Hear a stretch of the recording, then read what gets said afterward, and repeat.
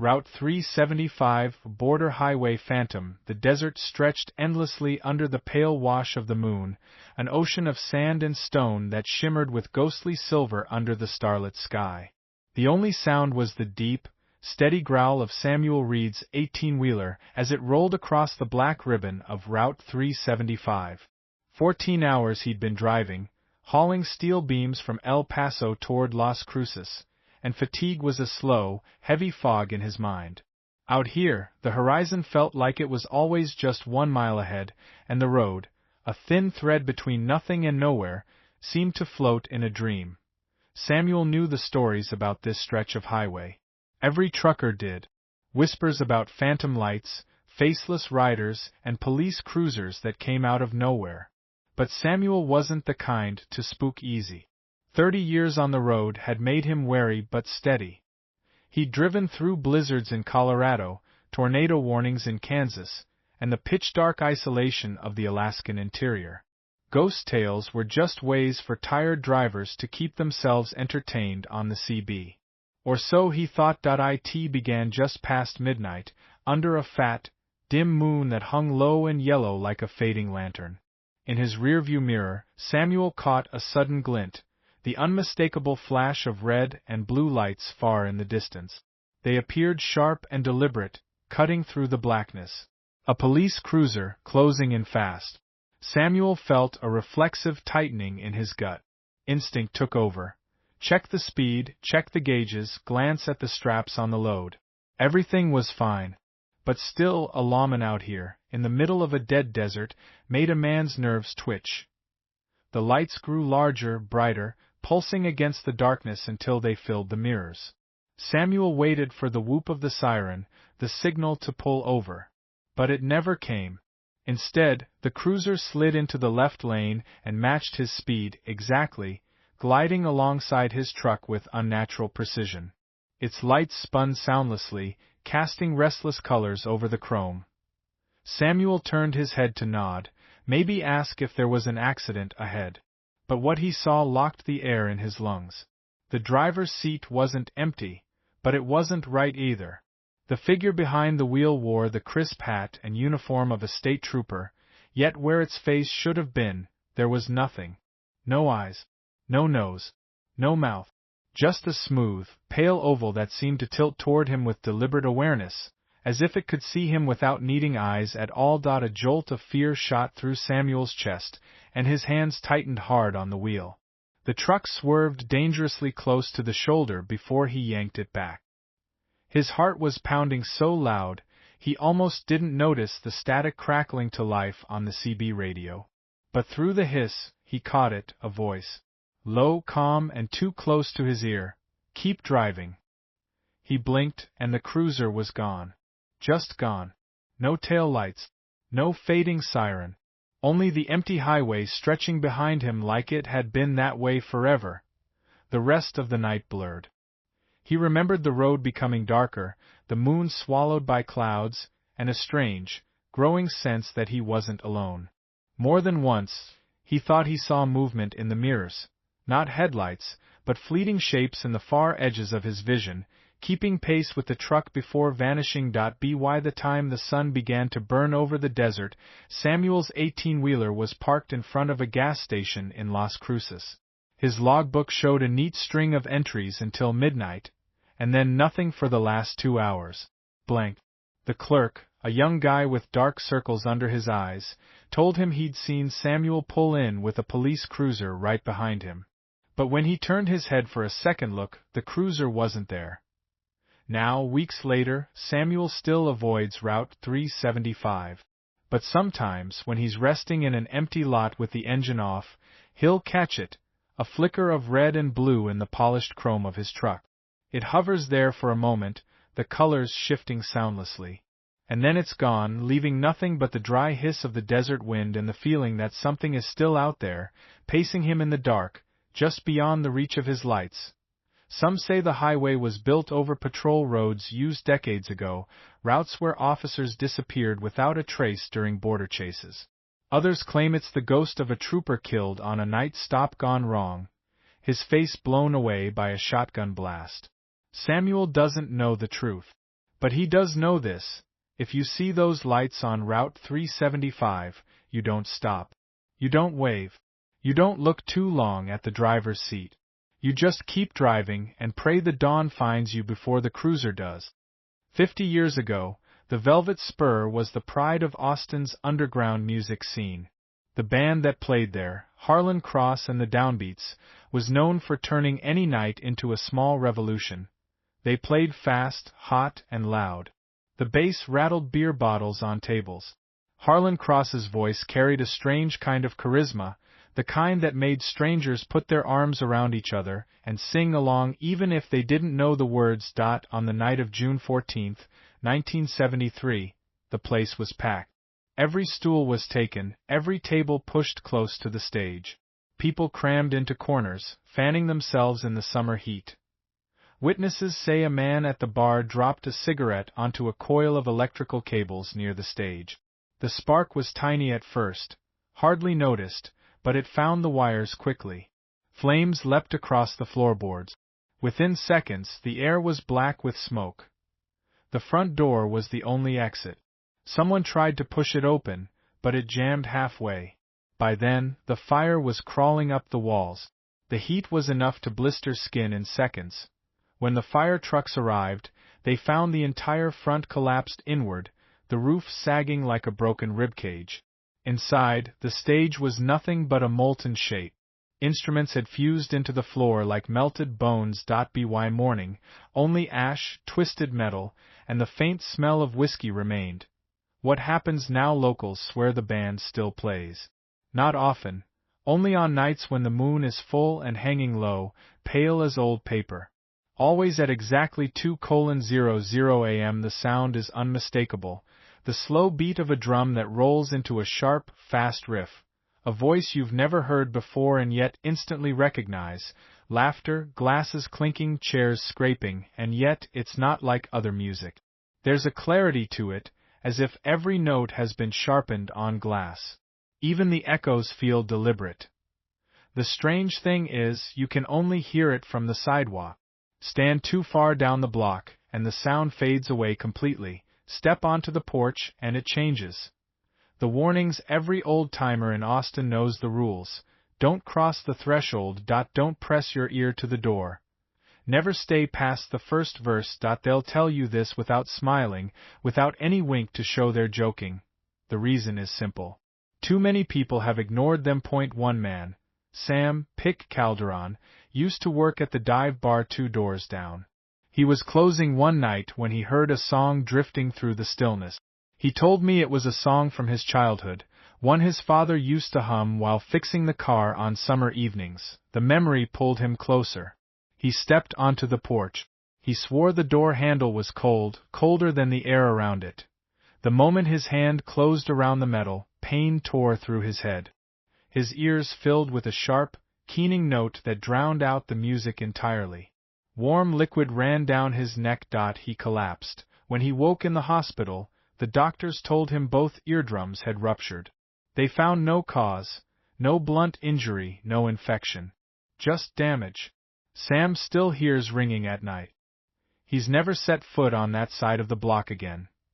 The night I first heard the music last October. I was walking home from a friend's apartment, the streets thinned of traffic, the smell of beer and late-night tacos hanging in the warm air. The moon that night was perfect, low enough to feel close, its light turning the pavement pale. I was halfway down Red River when the sound began. It didn't start all at once. It crept in. A faint chord at the edge of my hearing, then a second, then the thump of a drum that seemed to echo through my ribs.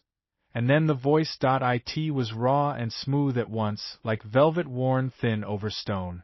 The words weren't in any language I knew, but I understood them anyway. I followed the sound until I stood before the Velvet Spur behind the boards. I heard laughter, the clink of glass, even the scrape of a bar stool being dragged across the floor. It was alive in there, and yet no light escaped. No shadows moved in the cracks. The pull. I found myself stepping closer, almost without thinking. My hand lifted, ready to rest on the door. But then I felt it, something in the air, pressing against me. It was heavy and warm, like standing too close to an oven with the door open. The music carried an undercurrent now, a high, shrill whistle threaded beneath every note that it felt like the sound was watching me, that I remembered the warnings. I stepped back, and just like that, the pressure eased. The music kept going, but it no longer tried to pull me toward the door. The ending that never ends at exactly 2:07 a.m., the music stopped. It didn't fade. It just ended. The street was itself again. Cars rolled past, laughter from other bars floated in the warm air. But sometimes, when the night is quiet and the moon is round, I think I hear it again, faint and far away. A familiar guitar riff, calling me down the street. And I wonder. The Bloody Mile, Highway 59 near Houston in Texas. There's a stretch of Highway 59 that locals whisper about when the air begins to cool and September creeps in. It's only a single mile long, a lonely ribbon of asphalt just outside Houston, but to those who know the legend, it has a name heavy with dread. The Bloody Mile, most of the year, it's just another dark, unremarkable strip of highway. But when the date turns to September 3rd, something changes. It's not a change you can immediately see. The pavement doesn't crack open, the trees don't suddenly bend, but you can feel it. Drivers say the first thing they notice is the air. It gets thicker, heavier, like breathing through a wet cloth. Then the headlights, no matter how bright, seem dimmer, their beams swallowed by the darkness ahead. The night becomes unnaturally still. No insects buzzing, no wind sighing through the grass, as if the world itself is holding its breath. The tragedy. The story begins in the autumn of 1963. A school bus full of teenagers was on its way back from a late-night football game. It was a victory for the home team, and the kids were rowdy, singing, and banging on the windows as they passed each streetlight. Somewhere along that 1-mile stretch, a truck appeared in the opposite lane. Witnesses, those who saw from far down the road, told police the bus swerved sharply to avoid a collision. But the wet pavement betrayed the driver. The bus skidded, tipped onto its side, and rolled into a ditch. The impact crushed the frame, and before anyone could react, the fuel tank ruptured. Flames roared to life instantly. Those who arrived at the scene later said the screams were the worst part, shrill, desperate, and endless. Teenagers clawed at the windows, their hands leaving streaks of blood as the heat grew unbearable. Some were already unconscious before the fire took them. Not one survived. The first midnight for decades, the wreckage was gone, the ditch filled in, and grass grew where the fire had burned hottest. But in 1971, a man named Clarence Doyle claimed something happened to him on that same stretch at exactly midnight, on September 3 RD. He was driving alone when a shape emerged in his side mirror. A large, dark vehicle keeping perfect pace with his car. He thought it was a Greyhound bus at first, but when he looked directly, he saw that its headlights were dead, its windows completely blacked out, except for shapes pressed against the glass. Faces, dozens of them, some pale and gaunt, others wet with crimson streaks, eyes wide but unfocused. Lips moved soundlessly, some in silent screams, others mouthing words no one could understand. When Clarence tried to speed up, the bus kept pace. When he slowed down, it slowed too. And then came the smell, a choking stench of burning rubber, gasoline, and something coppery. Blood. He rolled his windows up tight, but the smell only grew stronger. Then, from the corner of his eye, he saw it. A single, pale hand slamming against the glass so hard it left a bloody print. The print didn't fade right away. It hung there in the air between them, suspended like it was painted on the night itself, before vanishing entirely. When the mile ended, the bus simply wasn't there anymore. No headlights disappearing in the distance, no turn-off it could have taken, just empty road stretching out into the dark. The pattern over the years, others told the same story. It always happened at exactly midnight. Only on September 3 RD. One woman said she made the mistake of stopping her car during the mile. The bus didn't stop. It passed her, roaring forward into the dark, but as it did, she swore she saw the faces turning, not towards the road ahead, but towards her, every single one of them watching as the bus slid by. Their mouths opened wider and wider, their eyes bulging as if they were screaming at her to move. She fled in reverse until she was out of the mile, sobbing, too terrified to turn her car around. Another man, a truck driver, claimed the bus sometimes invites you. He said that if you look long enough into the eyes of the faces pressed against the windows, the world outside begins to fade. The road in front of you no longer looks like your road, it turns narrower, darker, like a tunnel without an end. He forced himself to look away, but swears he could still hear voices in his cab for hours afterward, whispers in the rattling of the dashboard, faint giggles in the static of the CB radio. The theories, no one knows why it happens. Some say September 3rd was the night of the crash. Others believe it's the date the spirits tried, and failed, to reach the afterlife, cursed to repeat their last mile forever. The darker theory is that the bus is searching, looking for someone willing to notice them, to acknowledge their suffering. And if that person looks too long or slows down too much, maybe, just maybe, the bus finds a way to make room for one more passenger. The phantom pickup of Highway 87, extended version. It was not unusual for late-night drivers along Highway 87 to feel watched. The road stretched like a dark ribbon across the flat Texas plains, silent except for the hum of tires and the whisper of wind.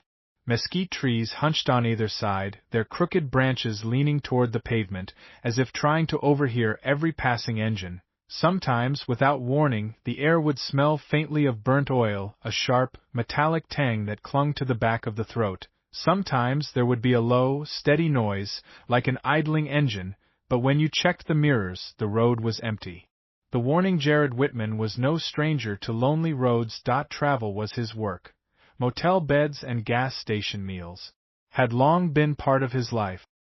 He had spent the day photographing old storefronts for a magazine feature and stopped for dinner at the Dusty Spur Diner, a squat building with faded lettering and a jukebox that hadn't worked in years. It was there, over a plate of overcooked eggs, that the story found him. A trucker with a cap stained dark from sweat leaned over from the next booth. His voice was casual, almost polite, like someone offering directions to the nearest rest stop. "If you see a white 70s pickup behind you on the 87, he said, "don't stop. Not for anything." The words hung in the air like cigarette smoke. Nobody laughed. In fact, Jared noticed something stranger. No one even looked at the trucker. Every other diner, every waitress, stared firmly at their plates or their coffee cup. It was as if the very mention of it was something they didn't want to see. Jared smiled politely, nodded, and went back to his meal. He thought it was just roadside folklore, the kind of exaggerated ghost tale truckers tell to pass time, but gossip doesn't make your hands sweat on the wheel. The first signs. It was close to midnight when Jared headed back toward Eden, the small town where his motel waited. The road was dark and empty, the yellow lines vanishing under his headlights. At first, he didn't notice the lights behind him. They appeared so far away that they could have been another traveler, maybe a rancher heading home. But then, they grew closer, slowly at first, then just enough to sit at the exact same distance no matter how he drove. Jared pressed the accelerator. The lights surged forward. He eased off the gas. The lights dimmed in the distance, then drew close again. The rhythm was too exact to be coincidence. The shape in the darkness at the next bend in the road. The headlights turned when he did. Another bend, same thing. Gradually, the truck became visible. The outline was square and solid, the kind of heavy steel body they didn't make anymore. Its pale paint had the dull, powdery look of something that had sat for decades in the sun. The grille was wide, metallic, and gave the impression of a sneer. Through the windshield, the cab was utterly black. Not dark with shadows, not dimly lit, black like a doorway into nothing. No driver silhouette. No movement, and yet it stayed perfectly aligned behind him, matching every swerve, every rise and fall of the road. The wrong kind of silence. The longer it followed, the more wrong everything felt. Jared realized that he could no longer hear his own engine over the faint growl of the truck. It seemed to be inside the sound of his own car, vibrating in his bones. His radio, which had been quietly playing an old country station, dissolved into static. The smell of hot metal seeped into the car, faint at first, then sharp enough to sting the nose. They passed under a flickering streetlight, and for a split second, Jared saw it clearly. Black scorch marks smeared unevenly across the hood, as though the paint had once bubbled and run like melting plastic. The story comes back. He remembered the trucker's words in the diner. And with them came another memory. The local legend he'd once skimmed in an old news clipping years ago. Years back, a man, drunk, furious, and already known for violence, had driven that very pickup into a van carrying 7 people. The crash was brutal.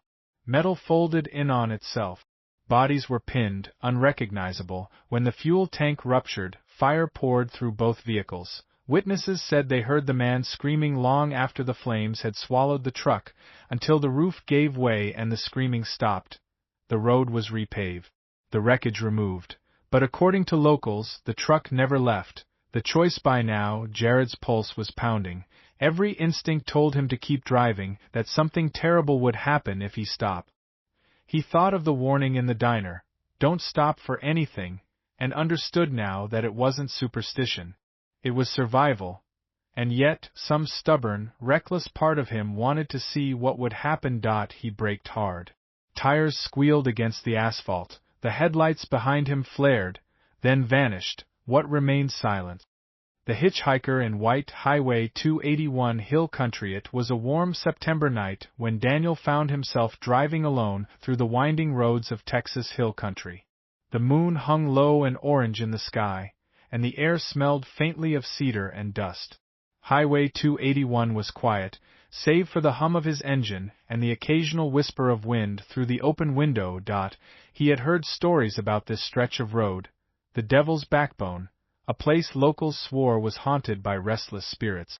Cowhands claimed to see phantom riders galloping along the ridge at night. Others spoke of screams that came from the limestone cliffs when the wind turned cold. Daniel had always laughed at such things. People in small towns loved ghost stories. They were a way to make long nights shorter. But tonight, as he rounded a sharp bend, something in the beam of his headlights made his grip tighten on the wheel. A young woman stood by the roadside, her long hair matted and tangled, her white dress torn and dirty. She was barefoot, her pale skin glowing faintly in the moonlight. One hand waved him down with desperate urgency, while the other clutched something tight to her chest, a small bundle he couldn't quite see. The way she stared at him was not the blank, dull gaze of someone lost. There was purpose in her eyes, and it unsettled him. Daniel slowed, pulling onto the gravel shoulder. The crunch beneath his tires echoed in the stillness. She stepped closer, her bare feet making no sound on the road. When her face came into the light, he saw that her lips were chapped and her skin looked strangely parched, like it had been in the sun for days. "Please, can you take me home?" she said, her voice low, almost trembling, but there was a peculiar steadiness beneath it. Against his better judgment, Daniel reached across and unlocked the passenger door. She slid in without hesitation, her dress brushing against the dashboard. The fabric left behind a faint smell, sharp, acrid, like hair singed on a stove coil. He told himself it must be from some campfire or old house fire. He didn't ask questions. She looked too fragile to press. "Which way?" he asked. "Straight ahead," she murmured, staring fixedly out the windshield. Her hands never loosened around the bundle in her lap. They drove in silence for several miles. The road twisted between dark groves of oak and cedar. Shadows bent and stretched over the windshield in strange shape. Daniel glanced at her once or twice. She never blinked, never shifted, only breathed in slow, shallow pulls. The smell of burnt hair grew stronger, creeping into the fabric of his seat. As they reached the narrow ridge of the Devil's Backbone, the night seemed to change. The air grew heavier. A sudden wind rattled the branches, though the windows were closed. Daniel felt the weight of the ridge pressing on him, the drop on either side disappearing into pitch black. He turned slightly to speak and froze. The passenger seat was empty. The bundle she had been holding now lay on the seat. It was a scorched hair ribbon, blackened at the edges, and still warm to the touch. The acrid smell rolled into the air in thick waves. Daniel's throat tightened, and he pressed his foot harder on the gas, not daring to look into the rearview mirror. The road wound away behind him, but the feeling that someone was in the back seat would not leave. The hair on his arms rose. Somewhere beneath the hum of the engine, he thought he heard a faint whisper. Not from outside, but from within the car. When he reached home, he left the ribbon on the porch and went inside without it. The next morning, it was gone. But the smell never left the car. Weeks later, strangers who rode with him would wrinkle their noses and ask if he had been burning something. Daniel only smiled tightly and changed the subject. Late one night, driving that same stretch of 281 again, his headlights swept around the curve, and there she was. Same tangled hair, same torn white dress, same hand waving him down. And this time, she was smiling. In the days that followed, Daniel's sleep became restless. Every night, just as he began to drift off, he'd hear the soft thud of footsteps outside his bedroom window, slow, deliberate pacing back and forth. Once, he thought he saw a flicker of white vanish into the shadows by the oak tree in his yard, but when he went outside, there was nothing except the faint, acrid scent of burnt hair drifting on the breeze. One evening, unable to shake the growing dread, Daniel drove back to Highway 281, determined to convince himself it was all in his head. The road looked the same, quiet, empty, but as he approached the Devil's Backbone, the car radio crackled to life, though he hadn't turned it on. A woman's voice whispered through the static, "You left me halfway." His hands gripped the wheel so tightly his knuckles whitened. The loop that won't end. FM 170 in Big Bend. FM 170 is a road that doesn't like to let people go. It cuts through the Big Bend, threading between low black hills and stretches of desert so empty they feel hollow. In the day, it's pure postcard beauty, blinding blue skies, jagged peaks, and a sun so fierce it could turn a riverbed to powder. But at night, the desert changes. The shadows stretch too far. The wind carries whispers that don't match the rustling of mesquite branches. Locals will tell you, if you ask, never drive FM 170 after midnight. Not unless you're ready to find yourself in what they call the loop. Claire and Dan were the sort of couple who didn't scare easy. Married 6 years, teachers from Colorado, on a road trip for the thrill of it. They'd been staying at a small roadside motel in Terlingua, a weathered place with a flickering neon vacancy sign and a desk clerk who spoke with slow, deliberate words. When Dan asked about night drives, the clerk's eyes had gone flat. "Moonlight's nice on the Rio Grande," he said. "But not after 12. You hear me?" Claire had laughed. "What happens after 12? The man only shrugged, but it was the kind of shrug that meant I've already told you too much. By 11:50 p.m., Claire and Dan were in their car, heading west.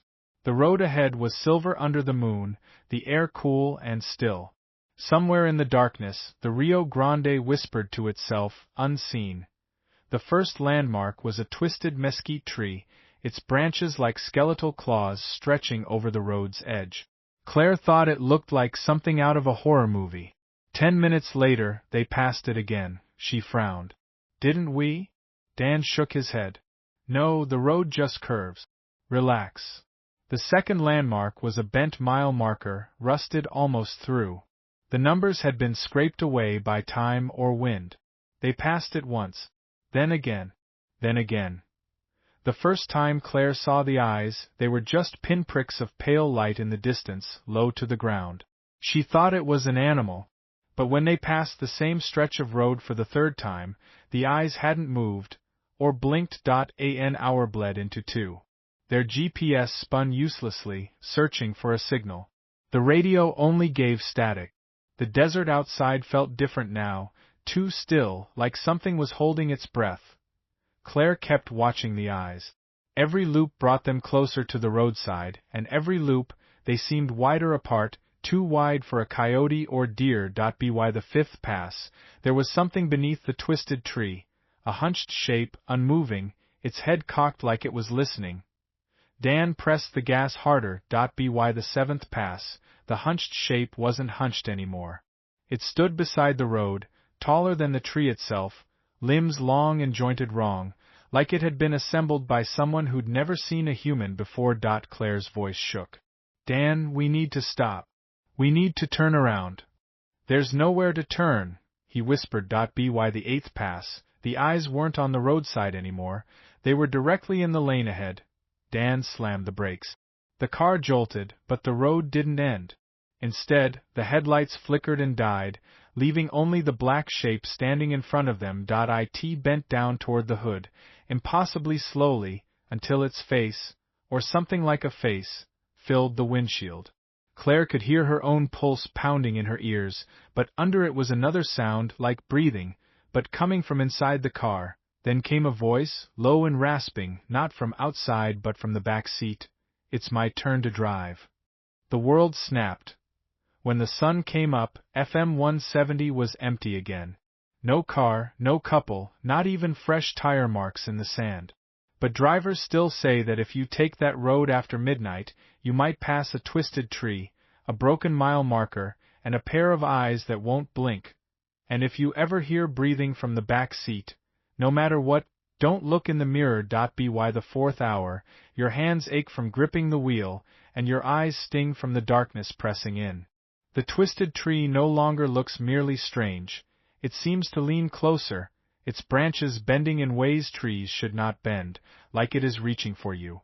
The glowing eyes on the roadside are now higher, almost at your window level, and you realize with a sick twist in your stomach that they have been following your car, step for step, mile for mile. You glance in the rearview mirror, and for the first time, you see more than darkness. A tall, thin figure walking in the middle of the road behind you, barefoot, smiling. You blink, and the figure is suddenly ahead of you, standing just beyond the broken mile marker, waiting. You press the accelerator, desperate to escape, but the road curves, and the twisted tree is there again. This time, the figure is standing beneath it, and there is no way around. The Bridge of Screams, near San Antonio. If you drive west of San Antonio, past the silent fields and the dim glow of distant farmhouses, you'll find a narrow dirt road that leads to a forgotten wooden bridge. It doesn't have a name on any map, and most locals will tell you to take the long way around. They say the bridge is cursed, a remnant of a tragedy that happened over 100 years ago, when the river below swelled with floodwater and swept an entire family into the darkness. By day, the bridge looks almost harmless, weathered planks, rusted bolts, and weeds growing between the boards. But by night, when the moon hides behind thick clouds and the wind is still, the place changes. The air feels heavy, the kind that makes your chest ache. The trees on either side bend toward the bridge as if they're watching, waiting. People say if you stop your car right in the middle of the bridge and turn off the engine, you'll hear it. The sound of slow, heavy creaks like something large crawling just beneath your feet. Not the quick scurrying of a raccoon, not the splash of a fish, but a dragging weight, as if something enormous is forcing itself along the underside of the planks. Sometimes, the creaks are joined by soft, muffled voices, as though they're speaking from underwater. Truckers who have crossed it at night swear they felt the boards tremble under their wheels. Some claim their headlights dim without warning, and the darkness around them feels deeper than any normal night. A few have even said they saw wet handprints appear on their windshields, though there was no rain, and no one else around. One man, a delivery driver named Miguel, told his story in hushed tones at a roadside diner. He had been running late and took the shortcut over the bridge at 2 a.m. Halfway across, his engine died. As he reached for the key, the silence broke. Loud creaks like footsteps circling his truck. Then came the whispering, dozens of voices overlapping, speaking too quickly to understand. And then, a sharp, wet gasp from directly under his feet. The boards buckled slightly, just enough to make him press his hands against the wheel in panic. He turned the key again, and the engine roared back to life. But as his tires hit the far side of the bridge, something slammed the back of his truck. When he stopped later to look, the metal was dented inward, as though struck by something massive, but there were no skid marks, no signs of another vehicle. There are other stories, stranger still. A young couple swore that when they crossed late one summer night, their car windows fogged from the inside, though the air outside was dry. The fog stayed for only a moment, long enough for someone to draw a small, wet handprint beside the woman's face. She said she felt the glass tremble beneath her cheek, as if the hand on the other side was pressing harder. One old rancher claims he saw something crawling up the side of the bridge after a storm, not a man, not an animal, but a long, pale shape with too many joints in its limbs. He said it moved like it was learning how to walk, dragging itself toward the road with a hunger that felt older than the bridge itself. There have been nights when fishermen along the river swear they heard screaming from the direction of the bridge, high-pitched at first, then muffled, as though the sound was coming from far below the water's surface. More than one has dropped their line and packed up early, unwilling to risk hearing what might come next. Locals say the bridge will never be torn down. Every time they've tried to remove it, something goes wrong. Machines fail, workers quit, accidents happen. One demolition foreman fell into the river and was never found. His crew left the next day without finishing the job. The county stopped sending workers altogether. So it stands, waiting for the next traveler who thinks they're just crossing a quiet river on a lonely Texas night. Some say the family's spirits are still trapped there, desperate to pull others into the water where they drowned. Others think something much older, something the river hid for centuries, lives in the dark beneath the planks. Either way, if you hear the creaking, don't get out of your car. And whatever you do, don't look over the side. Because if you do, you might see pale faces staring back at you from the black water. And if you see them, they might start climbing. And perhaps the worst part, once you've seen them, they never truly let you go. Travelers have reported wet footprints leading away from their cars days later, in motel parking lots hundreds of miles from the bridge. Some have heard faint creaks in their homes at night, like wood straining under an invisible weight. The bridge does not stay behind you. It follows. The red lights of Route 287 near Wichita Falls. Route 287 runs long and empty, a stretch of asphalt bordered by endless flat plains and the occasional windmill turning lazily in the wind. At night, the road feels even longer, a black ribbon cutting through nothingness, the air heavy with the hum of tires and the low whistle of the wind. It was just past midnight when Michael, driving back from a long delivery, saw the lights for the first time. Two faint, glowing red dots hung in the darkness ahead. They looked like taillights, the kind you'd see on a slow-moving car. Relieved at the thought of another driver breaking the isolation, Michael pressed his foot on the gas, the miles ticking by. But the lights never got closer. They floated ahead at the same impossible distance, swaying slightly as if the road beneath them wasn't quite real. He tried again, harder this time, the engine groaning with the effort. Still, the lights refused to be caught. They seemed to almost pull away, and then, disturbingly, they began to rise. Slowly, as if lifted by invisible hands, they floated upward into the night sky. Michael blinked hard, his hands tightening on the wheel. The lights wavered for a moment, then shot upward into the blackness and vanished entirely, leaving nothing but the deep, echoing quiet of the highway. Local stories say the lights have been seen for decades, long before the road was paved.